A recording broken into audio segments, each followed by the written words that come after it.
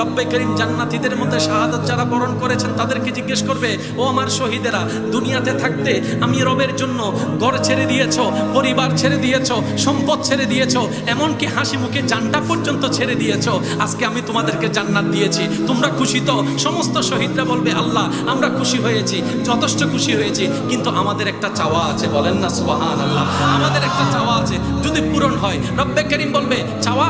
এই জান্নাত আবার কি চাওয়া? শহীদরা বলবে, আল্লাহ দুনিয়াটা আবার বানাও না, আমাদেরকে দুনিয়াতে আবার পাঠাও না, ইসলামের জন্য তোমার প্রেমে আবার শাহাদাত বরণ করব, আবার শহীদ হব, আবার মৃত্যুবরণ করে শহীদ হয়ে আবার কবরে আসব, আবার জান্নাতে আসব, আবার পাঠাবা, আবার শহীদ হব, আবার জান্নাতে আসব।